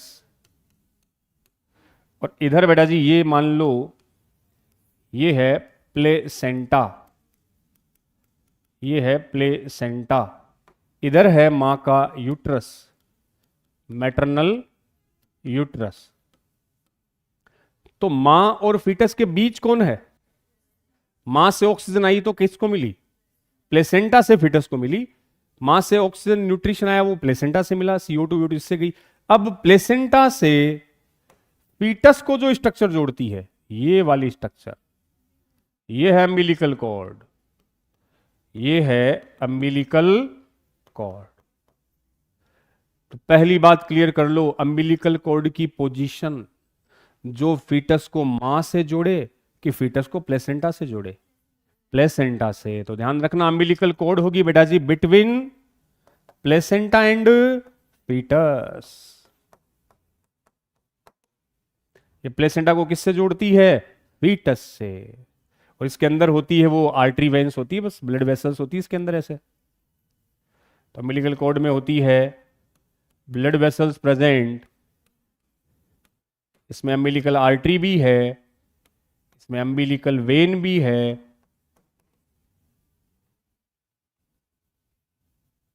उसी से तो ब्लड की सप्लाई होगी प्लेसेंटा और बच्चे के बीच। तो अम्बिलिकल कॉर्ड जो फीटस को किससे जोड़े? प्लेसेंटा से, ना कि फीटस को मां से जोड़े। ये अम्बिलिकल कॉर्ड है जिसमें ब्लड वेसल्स है, for example umbilical artery and umbilical when. जरूरत तो नहीं है फिर भी गोचे कर दूं तुम्हारे। आर्टरी में कैसा ब्लड होता है? प्योर। वेन में कोई एक्सेप्शन है दिमाग में? पल्मोनरी आर्टरी, पल्मोनरी वेन, एक और एक्सेप्शन याद रख सकते हो, अम्बिलिकल आर्टरी और अम्बिलिकल आर्टरी में कैसा ब्लड होना चाहिए? प्योर, बट अम्बिलिकल आर्टरी में इम्प्योर, अम्बिलिकल वेन में प्योर। दो एक्सेप्शन आ गए, पल्मोनरी आर्टरी, अम्बिलिकल आर्टरी। गुरुजी अम्बिलिकल आर्टरी को कंसिडर नहीं करते, इसलिए नहीं करते क्योंकि एम्ब्रियोनिक स्टेज में फिलहाल हमारे अंदर ये नहीं है, तो पल्मोनरी आर्टरी बताते हैं। बट याद रखना चाहो तो रख सकते हो, अम्बिलिकल आर्टरी रखती है इम्प्योर ब्लड। एक क्वेश्चन बना फिर, अम्बिलिकल आर्टरी में कैसा ब्लड है? इम्प्योर। इम्प्योर का मतलब डीऑक्सीजनेटेड का मतलब जिस ब्लड में CO2 ज्यादा हो। सोच समझ के बताना। एक तो ब्लड प्लेसेंटा से फीटस की ओर जा रहा है, एक ब्लड फीटस से प्लेसेंटा की ओर आ रहा है।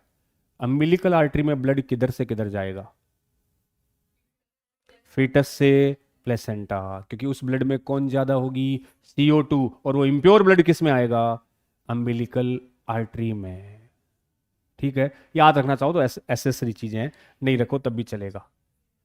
ठीक है, ये और इस अम्बिलिकल कॉर्ड में 100% ब्लड फीटस का होता है।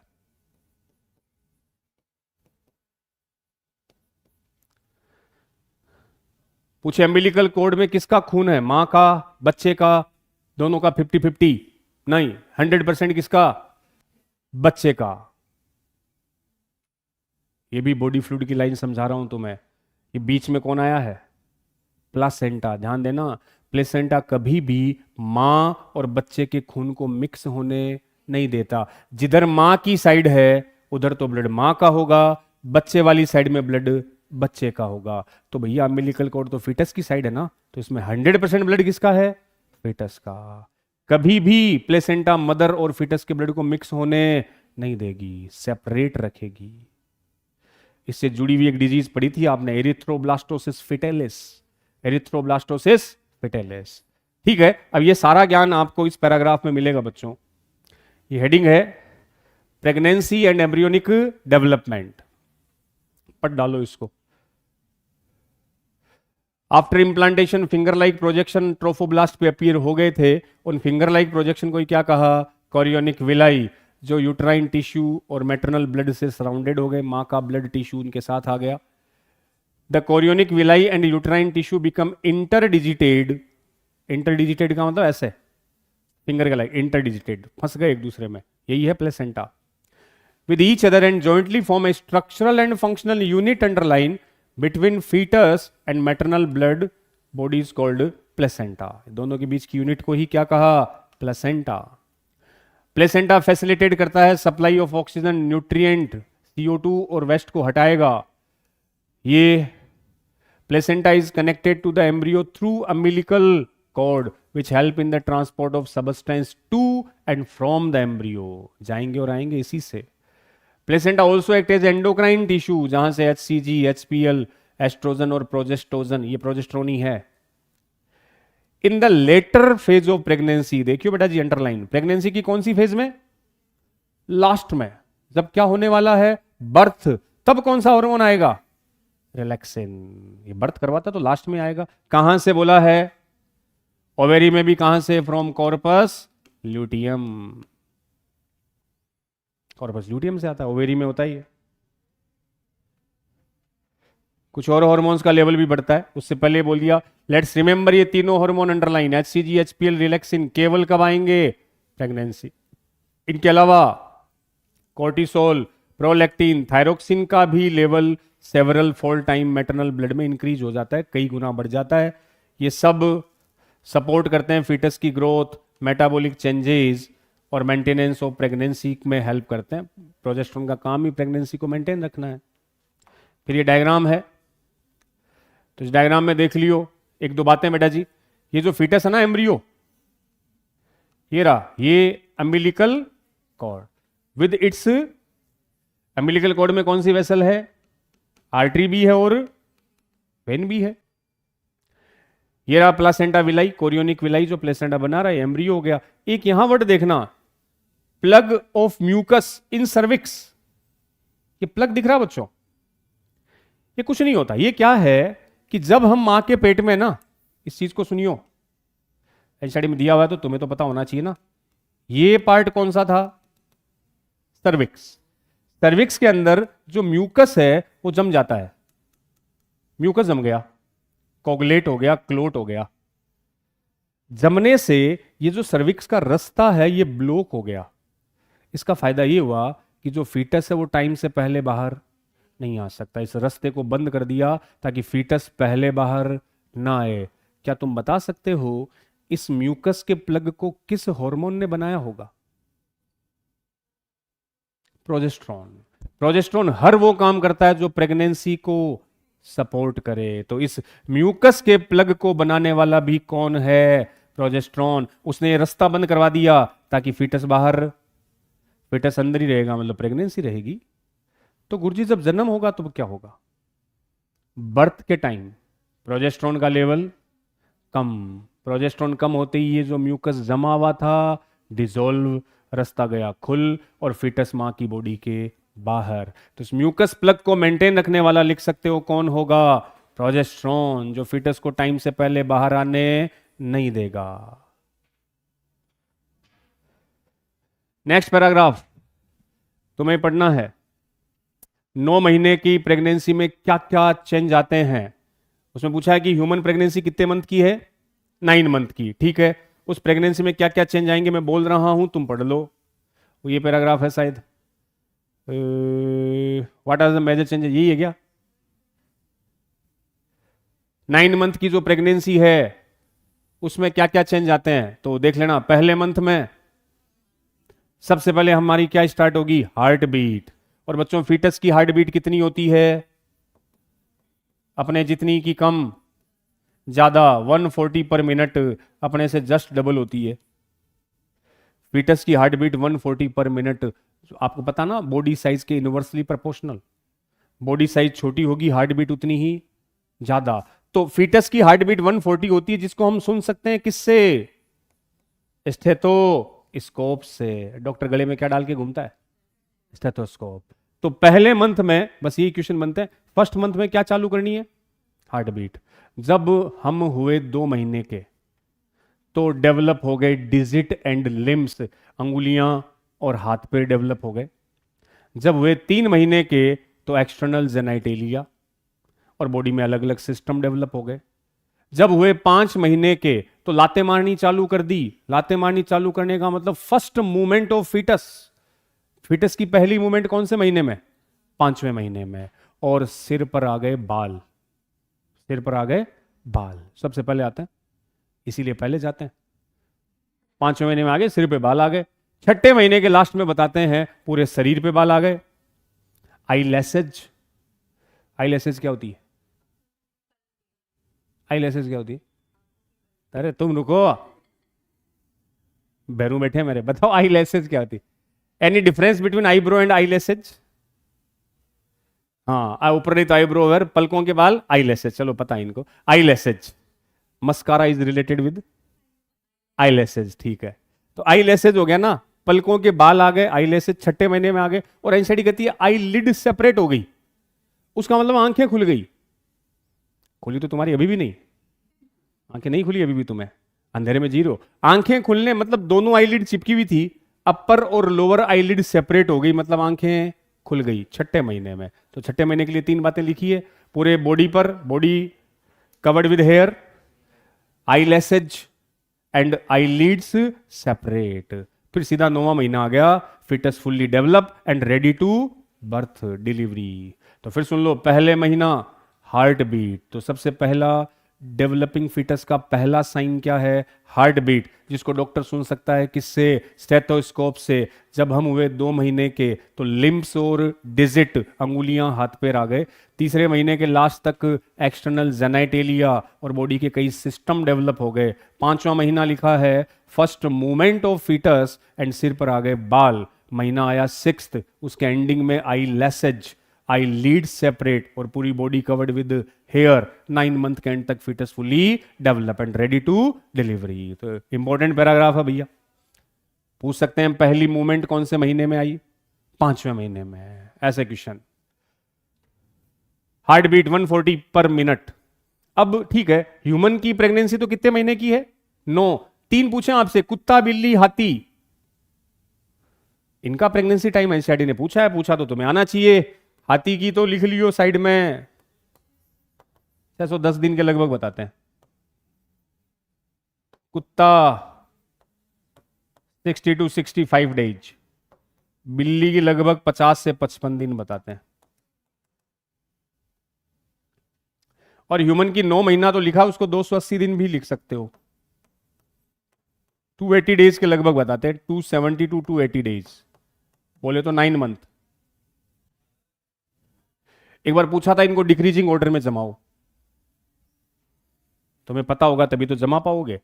सबसे ज्यादा एलिफेंट, फिर ह्यूमन, फिर कुत्ता, फिर बिल्ली। एलिफेंट की सबसे ज्यादा है, मोर देन 600 डेज का प्रेगनेंसी गेस्टेशन पीरियड। अरे हाथी का बच्चा आ रहा है, टाइम तो लगेगा भाई। नॉर्मल थोड़ी आ रहा है, हाथी का बच्चा गिरेगा तो धरती कांपेगी, हर को थोड़ी है। 600 मतलब 2 साल में, और होल लाइफ में शायद एक या 2 बार ही बच्चे देता है, तब तक कुत्ते पूरी फौज खड़ी कर देते हैं। लेकिन हाथी का बच्चा आ रहा है भाई, बड़ा होगा तो पता नहीं कितने कुत्तों को सल्टा सकता है। इसलिए अच्छी चीजें आने में टाइम लगता है, टाइम लेगी, अच्छी चीजें आएगी तो भैया। Elephant 610 days, dog 60 to 65, cat 50 to 55 days. Human में इतना है, ये डिक्रीजिंग ऑर्डर जैसे भी पूछे तुम ध्यान रख लियो। अब नेक्स्ट जो पैराग्राफ है बेटा जी, उसमें दिया है वो वाला है, ये डिलीवरी से रिलेटेड है, प्रेगनेंसी से रिलेटेड है। एक बीच में ट्राइमिस्टर नाम भी आया है कहीं, फर्स्ट ट्राइमिस्टर, सेकंड ट्राइमिस्टर, वो भी देख लो कि भाई ह्यूमन प्रेगनेंसी कितने महीने की है, 9 महीने की। तो इस 9 महीने को 3 पार्ट में डिवाइड कर दिया, 3-3 महीने का टाइम ले लो। तो पहले 3 महीने को तो बोल दिया बेटा जी फर्स्ट ट्राइमेस्टर, दूसरा हो गया सेकंड ट्राइमेस्टर, और थर्ड ट्राइमेस्टर। तो ट्राइमेस्टर कुछ नहीं, 3-3 महीने का टाइम है। तो प्रेगनेंसी के पहले 3 महीने क्या कहलाया, फर्स्ट ट्राइमेस्टर, चौथे से छठा महीना सेकंड ट्राइमेस्टर, 7वें से 9वां महीना थर्ड ट्राइमेस्टर। 3-3 महीने। इंपॉर्टेंट है अगले चैप्टर में जब तुम पढ़ोगे MTP, medical termination of pregnancy, वहां लिखा है एमटीपी को कब तक सेफ माना जाता है, फर्स्ट ट्राइमेस्टर। फर्स्ट ट्राइमेस्टर का मतलब पहले 3 महीने, इसको वीक में भी लिख सकते हो, 12 वीक। सेकेंड ट्राइमेस्टर होगा 24 वीक, वो लगभग 40 वीक तक जाता है, 36 से 40 वीक तक, क्योंकि 280 दिन है ना, तो 40 वीक से ही हुए 280 डेज। तो फर्स्ट ट्राइमेस्टर का मतलब कितने वीक का टाइम, 12 वीक। अरे 12 7 84, 84 डेज, लगभग 3 महीने। तो 12 वीक, 24 वीक और 40 वीक का टाइम। तो 9 मंथ की प्रेगनेंसी को 3-3 महीने में डिवाइड कर दिया, दैट्स टर्म्ड एज ट्राइमेस्टर। और एमटीपी को सेफ माना जाता है कब तक, अप टू फर्स्ट ट्राइमेस्टर। ठीक है, अब लो बर्थ वाला पैराग्राफ है। फाइनली थाली बजाने वाला टाइम आ गया। थाली बजाना छोरो वजद बजाओ कि छोरी वजद की थाली बाजे, कौन सी थाली बाजे बा, पित्तल की, कांस्य की, सिल्वर की, स्टील की बाजे है, कांस्य की। हाँ, छोरा थाली बाजे ने। तो थाली बजाने का टाइम आ रहा है बेटा जी, जिसको अपन बोलते हैं बर्थ की प्रोसेस। वैसे वो प्रोसेस कहलाती है पार्चुरेशन या expulsion of foetus, baby. Delivery, कई वर्ड लिखे हुए हैं। बर्थ, मैं एक सीक्वेंस से तुम्हें समझाता हूं क्या है, देखो। Birth, parturition, expulsion of foetus और डिलीवरी। फिर लास्ट पैरा है लैक्टेशन का, वो तो पढ़ने वाला और कुछ नहीं, इसमें भी पढ़ने वाली बात है। देखो क्या कह रहा है, पार्चुरेशन प्रोसेस है, बच्चे बाहर आने की प्रोसेस को डिलीवरी भी बोल दिया गया है, एक्सपल्जन ऑफ द फीटस भी बोल दिया गया। वो मां के बर्थ कैनाल से बाहर आ रहा है। कैसे आ रहा है सुनो। तो आइंस्टाइन ने पहली लाइन लिखी है कि फीटस का बाहर आना न्यूरो एंडोक्राइन मैकेनिज्म है, आगे कॉम्प्लेक्स भी लिख दिया, it is a complex neuro endocrine mechanism. ध्यान से सुनिए बेटा जी, न्यूरो का मतलब ब्रेन, न्यूरॉन, एंडोक्राइन का मतलब हार्मोन, दोनों का रोल है। कैसे, बोर्ड पे देखो क्या होता है। जब फीटस पूरी तरह से डेवलप हो गया, फीटस हो गया फुल्ली डेवलप, ये फीटस है, ये इसके बाहर है प्लेसेंटा। ध्यान देना, क्वेश्चन है फुल्ली डेवलप फीटस और उसका प्लेसेंटा। ये सबसे पहले सिग्नल देते हैं यूट्रस को और बोलते हैं भैया हम मैं पूरी तरह से तैयार हूं, अब मुझे बाहर जाने दे। तो फीटस ने यूट्रस को बोला कि मैं फुल्ली डेवलप हूं, मेरे बाहर जाने का टाइम आ गया। यूट्रस कहता ठीक है यार चला जा। तो अब यूट्रस क्या चालू करेगा? कॉन्ट्रैक्शन, बट वो होंगे माइल्ड कॉन्ट्रैक्शन। माइल्ड का मतलब स्लो, इतने धीमे होंगे कि उससे बर्थ पॉसिबल नहीं होगा। तो जैसे ही धीमे कॉन्ट्रैक्शन हुए, अब यहां से सिग्नल चले गए मां के ब्रेन के पास, और ब्रेन से ऑर्डर आया पिट्यूटरी ग्लैंड को। मां की पिट्यूटरी से कौन सा हार्मोन आया? ऑक्सीटोसिन। ऑक्सीटोसिन आया सीधे यूट्रस की कौन सी लेयर के पास? मायोमेट्रियम, क्योंकि उसमें कौन है? मसल्स। तब ऑक्सीटोसिन आने से मसल्स में क्या हुआ? वाइग्रस कॉन्ट्रैक्शन। विग्रस कॉन्ट्रैक्शन, जोर से। जितना जोर से कॉन्ट्रैक्शन हुआ उतना ही सिग्नल मां को और मिला। तो मां ने और क्या छोड़ा? ऑक्सीटोसिन। इधर ऑक्सीटोसिन का लेवल बढ़ रहा है, उधर कॉन्ट्रैक्शन स्ट्रोंगर एंड स्ट्रोंगर। जितना कॉन्ट्रैक्शन स्ट्रोंग होगा उतना ही ऑक्सीटोसिन बढ़ेगा, और भयंकर वाले कॉन्ट्रैक्शन का ही रिजल्ट है फीटस बर्थ कैनाल के थ्रू बाहर। उसी को डिलीवरी बोलते हैं। तो क्वेश्चन पूछा था, बर्थ के लिए सिग्नल कौन जनरेट करता है? फीटस भी और प्लेसेंटा भी। लेकिन शुरुआत में कॉन्ट्रैक्शन कैसा होगा? माइल्ड, उससे फीटस बाहर नहीं आएगा। तब मां की पिट्यूटरी से कौन निकलेगा? ऑक्सीटोसिन। देन कॉन्ट्रैक्शन कैसे होंगे? Vigorous, stronger and stronger. उसका रिजल्ट है बर्थ। पूरी प्रोसेस क्या कहलाई? न्यूरो, क्योंकि ब्रेन का रोल है, सिग्नल गए ब्रेन तक। हार्मोन का भी तो रोल है, तो न्यूरो एंडोक्राइन मैकेनिज्म। तो प्रोसेस पूरा 7-8 लाइन का पैराग्राफ है, उसको मैं सिंप्लीफाई करके तुम्हें लिखता हूं। सबसे पहले कहां से सिग्नल आए? फुल्ली डेवलप फीटस, तुम एनसीईआरटी से पढ़ लो बस उसको, एंड प्लेसेंटा, इनसे सेंट सिग्नल तो हुए माइल्ड यूट्राइन कॉन्ट्रैक्शन। इन्हीं को बोला गया कॉल्ड फीटल इजेक्शन रिफ्लेक्स। तो सबसे पहले फुली डेवलप फीटस और प्लेसेंटा ने क्या भेजे? सिग्नल। तो इंड्यूस हुआ mild uterine contraction, that's called foetal ejection reflex. Then maternal pituitary gland, मां की पिट्यूटरी ग्लैंड से क्या रिलीज होगा? ऑक्सीटोसिन, और वो करवाएगा विग्रस कॉन्ट्रैक्शन। विग्रस कॉन्ट्रैक्शन से ऑक्सीटोसिन का सिक्रीशन बढ़ेगा। ऑक्सीटोसिन बढ़ेगा उतना ही स्ट्रोंगर एंड स्ट्रोंगर कॉन्ट्रैक्शन, और इसी का रिजल्ट होगा foetus expelled through birth canal. उसी को बोल देंगे डिलीवरी। तो क्वेश्चन पूछ सकता है, सिग्नल इनिशिएट कौन करेगा? फुल्ली डेवलप फीटस और प्लेसेंटा। ऑन माइल्ड कॉन्ट्रैक्शन को कहा फीटल इजेक्शन रिफ्लेक्स। ऑक्सीटोसिन कहां से आता है? बच्चे की पिट्यूटरी से कि मां की? मां की पिट्यूटरी से कौन रिलीज हुआ? ऑक्सीटोसिन। उसने यूट्रस में करवाए विग्रस कॉन्ट्रैक्शन। धीरे धीरे ऑक्सीटोसिन का लेवल बढ़ा, कॉन्ट्रैक्शन स्ट्रोंगर एंड स्ट्रोंगर, उसी का result delivery. Complete neuro endocrine process. जाते जाते एनसीईआरटी ने आपसे पूछ लिया, क्या डॉक्टर इंजेक्शन लगाते हैं डिलीवरी के दौरान? What do you think?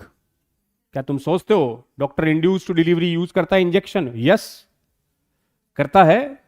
कई बार अगर बर्थ नहीं हो पा रहा हो, लेबर पेन हो रहा हो, तो डॉक्टर इन हार्मोन्स के क्या देता है? इंजेक्शन, ताकि कॉन्ट्रैक्शन हो जाए फास्ट, स्ट्रोंगर, और फिटस आ जाए बाहर। बिल्कुल, हार्मोन के इंजेक्शन भी यूज करता है। अरे गा बेंशा में भी तो देवे, दूध कौन देवे देवे इंजेक्शन ठोके।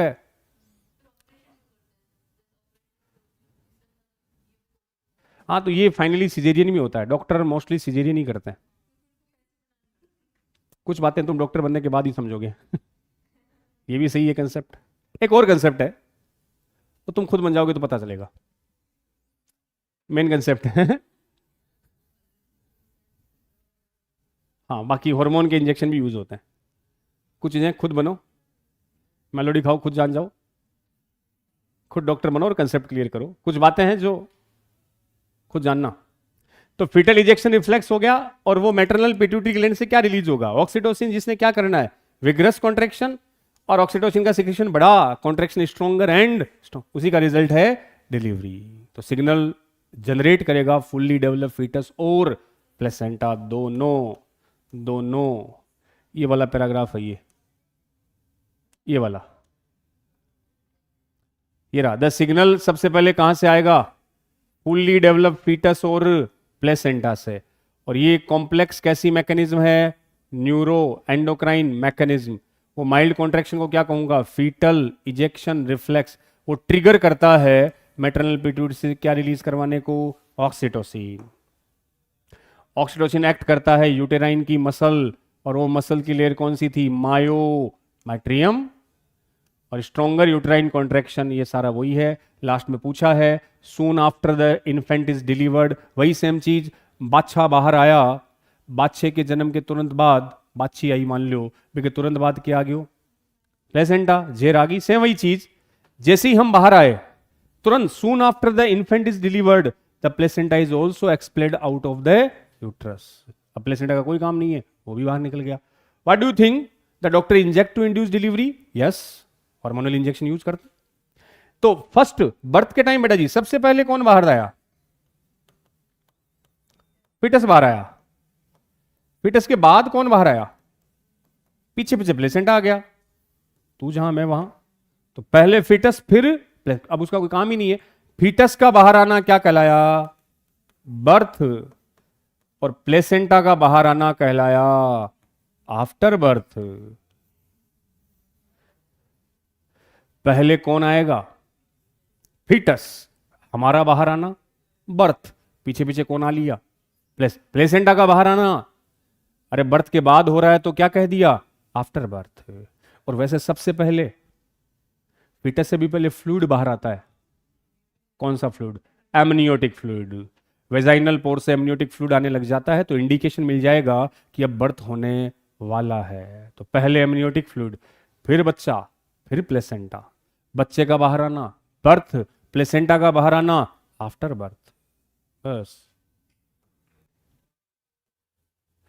लास्ट ये लैक्टेशन वाला पैराग्राफ है कि फीटस के बर्थ से पहले ही वैसे माँ की मेमरी ग्लैंड में मिल्क बनना स्टार्ट हो जाता है। बर्थ से पहले ही, जब हम 7-8 महीने के होते हैं माँ के पेट में, उसी टाइम मेमरी ग्लैंड में क्या सिंथेसाइज होने लग गया? मिल्क। मिल्क वाले बनने की प्रोसेस को क्या कह दिया? लैक्टेशन। और हमें पता है माँ का मिल्क फीटस की ग्रोथ के लिए वेरी मच इसेंशियल। उस इनिशियल मिल्क को क्या नाम दिया था? कोलोस्ट्रम। कोलोस्ट्रम में खूब सारी क्या थी? एंटीबॉडी। उस मेन एंटीबॉडी का नाम लिख लो जो पूछा गया है, IgA। IgA। बस, लैक्टेशन। ठीक है। अब एचआईडी के पीछे के कुछ क्वेश्चन है भैया, आंसर लगाइयो, देखें इनके।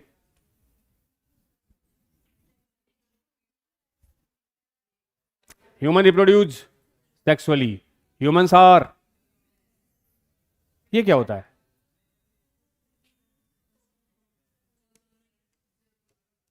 दोनों ही करते हैं। ऐसा कोई एग्जांपल है तुम्हारे पास? आज मूड हुआ तो अंडे दे दिए, कभी मूड हुआ तो बच्चे पैदा कर दिए। ढूंढ के लाना कोई ऐसा एग्जांपल हो तो। मैंने भी आज ही सुना ये बात। ऐसा कोई हो एग्जांपल, वरना बताना ओवोविविपेरस क्या होता है। फर्टिलाइजेशन आप में कैसा होता है? Male and female gametes are, sperm ovum तो हैप्लोइड होंगे ना। जाइगोट, बताओ। ओवम का बाहर आना, ओवुलेशन, इसके लिए कौन सा हार्मोन? LH। ये रहा आगे। Ovulation is induced by hormone called, 14वें दिन LH बढ़ जाता है, LH सर्ज। फर्टिलाइजेशन, मेल और फीमेल गैमेट का fusion takes place in ampulla of fallopian tube. Zygote divides to form blastocyst. Implantation कौन सी स्टेज में होगा? प्लेसेंटा। दोनों के बीच का कनेक्शन क्या है? Placenta, placenta, placenta. फटाफट ट्रू फॉल्स करो, देखे। Androgen are produced by Sertoli cell. False. False हो गया ना। अरे लेडिक्स से आता है। Spermatozoa get nutrition from Sertoli cell, true. Leydig cells are found in ovary, false. Testis में है। Leydig cell synthesise androgen, true. oogenesis takes place in corpus luteum. oogenesis तो गुरुजी ओवेरी में होता है, कार्पस ल्यूटियम में थोड़ी होता है, false. menstrual cycle cease during pregnancy, true। cease का मतलब बंद हो गई। presence or absence of hymen is not a reliable indicator of virginity, true। Clear? ये 2 क्वेश्चन है, कल डिस्कस करते हैं इनके बारे में। और भी कुछ क्वेश्चंस PYQ लाए हूं, ये भी कल करते हैं। और कल ही नया चैप्टर चालू करेंगे, रिप्रोडक्टिव हेल्थ। कोशिश करूंगा कल ही पूरा आ जाए। थैंक यू, जय हिंद।